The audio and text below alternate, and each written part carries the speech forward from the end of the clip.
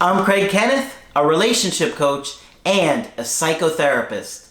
Every relationship is different and every breakup is different. Work with me and you'll get professional help on your situation. And if you're in no contact, focused on personal growth, my workbook series, The Knowledge, will help you make changes like you've never made before. Available now at AskCraig.net.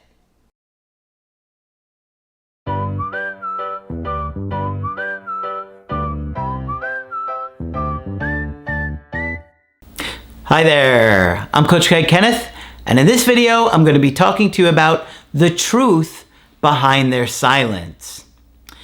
So, many of you guys are struggling in no contact because you don't know what's going on with your ex. And I totally understand that feeling where every day you can't help but have your mind wander back to where they're at and what they're doing. It can get so overwhelming and intense where you just become obsessed about it.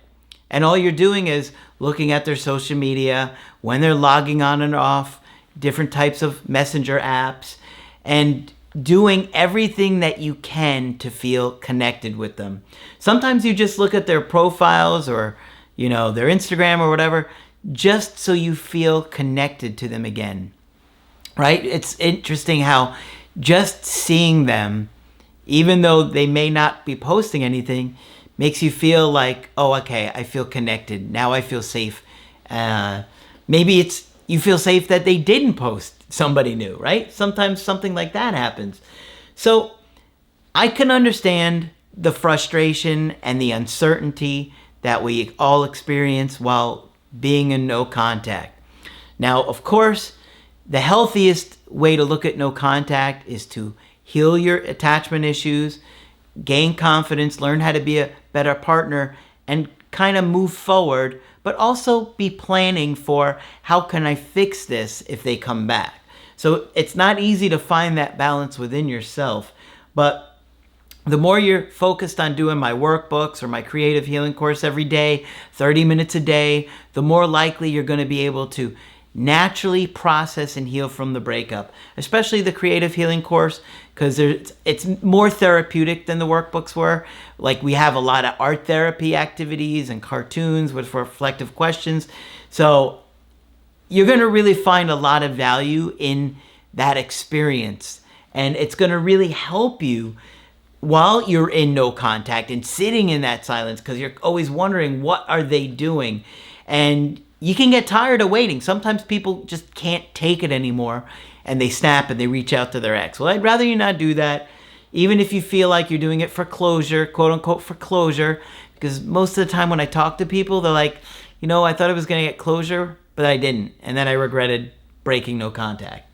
So while you're in no contact and you're in that silence, you're probably sad, lonely, frustrated, crying a lot, tired of being alone, tired of obsessively thinking about them. That gets exhausting, doesn't it? Just obsessively thinking about somebody and you just can't turn it off. You just want to be with them again. You just want to feel that connection again. And that's biologically hardwired into us. That's why we are like this, okay? We're like this because we're meant to be like this. It's meant to keep us safe. Our connections, our bond are so strong. It's meant to keep us safe.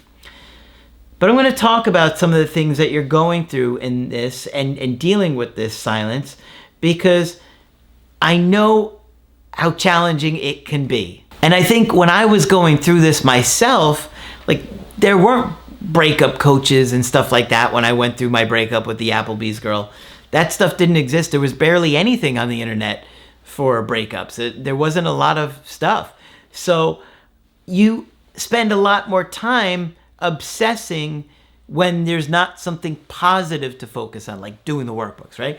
Because your mind is trying to fill in this gap and close that gap to feel that closeness to them again. And, everything inside of you wants to be in contact with your ex, but for them, it's very different.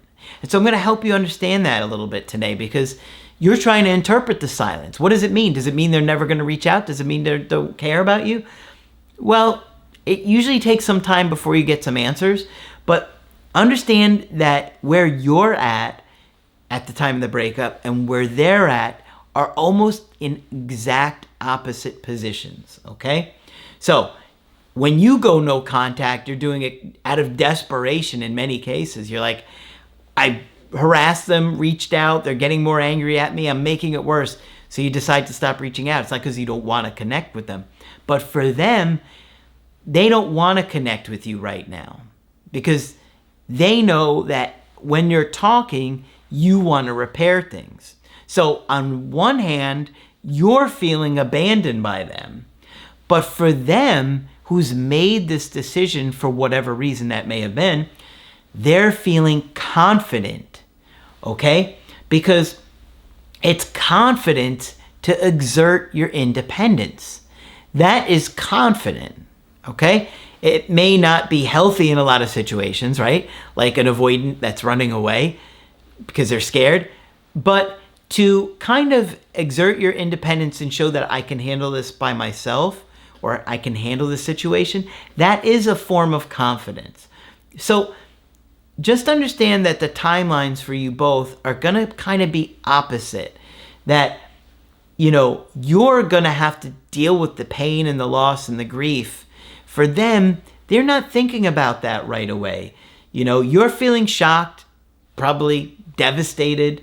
I know that shock came for me. It was like, I can't even believe we're breaking up. What? This doesn't make any sense. And so they're not feeling those feelings, especially in the beginning. Now, they can get there, but it takes them time to get there, whereas you experience all that right away.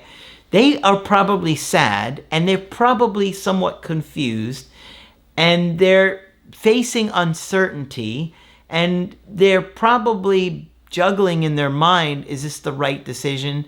But a lot of times they've got to the point where they feel like for themselves, I don't know if this is the right decision, but I'm sticking to it anyway.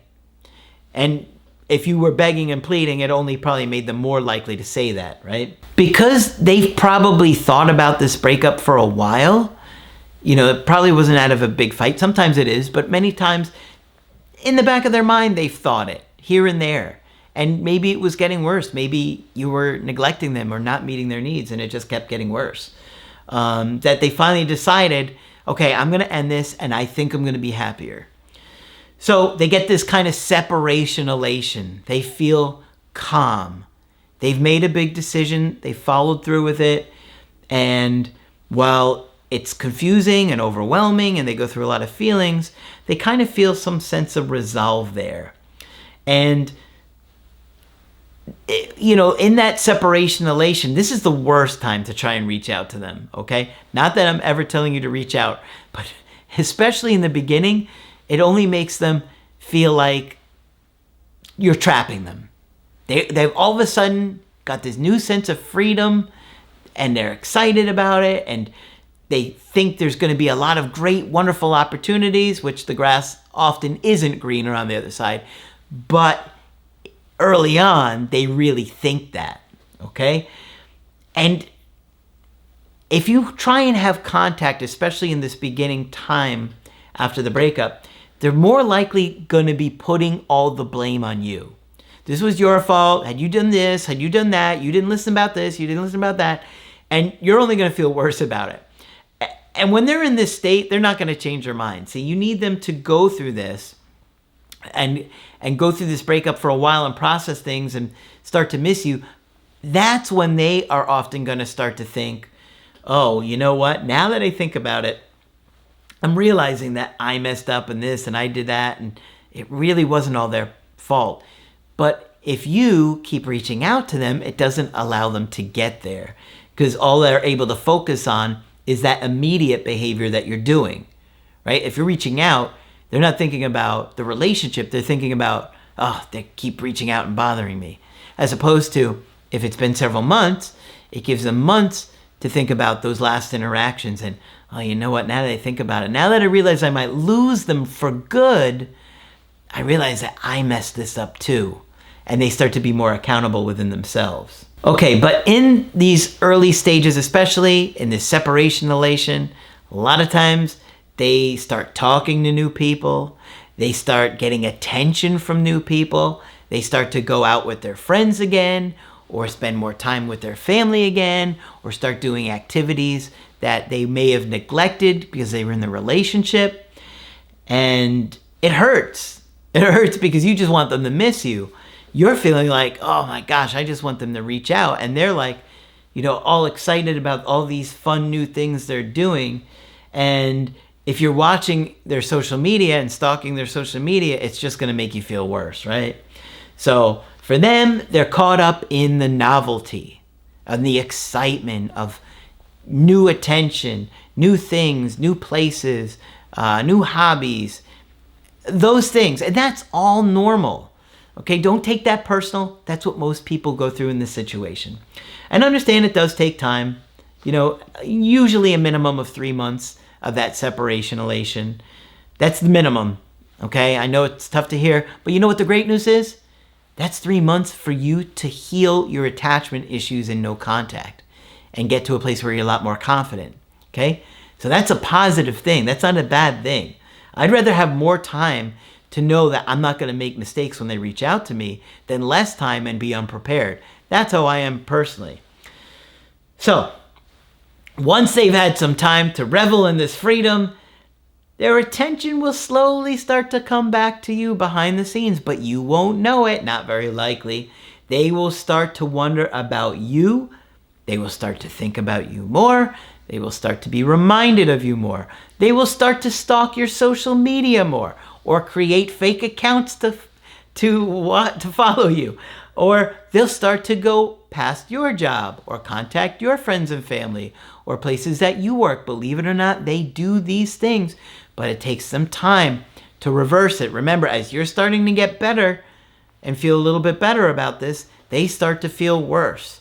And so that's why I'm saying the timeline is kind of opposite. Now, if you really love somebody and care about them, you want to act like an adult to fix these things. You don't want to have begging and groveling and, oh, I'm so happy they regret their decision. I mean, I understand the ego, but the healthy place to be is if you really love and care about somebody, that you want them to be happy too. And they should want that for you too. And they'll start to wonder if they're going to lose you to somebody else, and that you'll find somebody else that makes you happier. But if you've stayed in no contact and haven't been trying to post all kinds of stuff on social media to get their attention, those memories that they had with you, they start to shift and change in their mind a bit, and they become more positive. It takes time for something to become a memory, right? So time changes our perspectives on things. You know what they say, hindsight can be 20/20, and it will take them time for them to look back and remember how you treated them, how much better you treated them than other people have. And you would be surprised how many people will say, you treated me better than anybody else has ever treated me. And yet they break up with you, right? Doesn't make a lot of logical sense. But this is what attachment trauma does to people. Just understand that it's a process and it takes time. You cannot hurry a process any more than if you take if you sleep for 8 hours, you're going to be a lot more rested than you sleep for 2 hours. You can't hurry the process of sleep. You need it, and it takes time to get there, okay? And there could be other factors that have been holding them back from reaching out to you. They could be having friends and family say, don't reach out, that relationship was toxic, you know it wasn't going to work out anyway. All the more reason why you really want to do the work, right? Because you want to prove those people wrong. That's a good feeling. There could be major events going on in their life. New job, new career, something going on with their family, illness. A lot of things could be going on where they could just not have the mental capacity to repair it or reach out. So just understand that it's going to take them energy to repair this with you. They need time and space and energy to repair this. And that's why it often takes them longer to reach out to you. Now, when I first started doing breakup coaching, I heard so much about 30 days or reaching out after 30 days. And so that was kind of big, all those years ago when I started. But it was pretty quickly into coaching that I saw people aren't reaching out that soon. So there's a lot that can go on with your ex in that silence. It's not that they're never thinking about you or wondering how you're doing or wanting to talk to you. It's that it takes a lot of energy to repair this, and they might not have it yet. They may not be over the things that were going on. Those things may still be holding them from coming back, whatever issues were going on in that relationship. And so really understanding how to fix those things and do those things better is going to put you in a position to really be positive and have the skills to turn it around. They know ultimately that if they reach out to you, you're probably going to want to repair it. And that overwhelms and exhausts them. And that is a big reason they haven't reached out yet. Believe it or not. If you were begging, especially trying to change your mind, manipulate, or push them, they don't want to go back to that dynamic. So it's very important that you don't present yourself in the same way when they do come back. Otherwise, it's going to overwhelm them and they're going to vanish again. All right. So hopefully this video has been helpful to you. Of course, if you want to get my help personally, you can do that on my website, askcraig.net. You can get my creative healing course and my workbooks there. But that's it for this video. I'm Coach Craig Kenneth, and I will talk with you soon.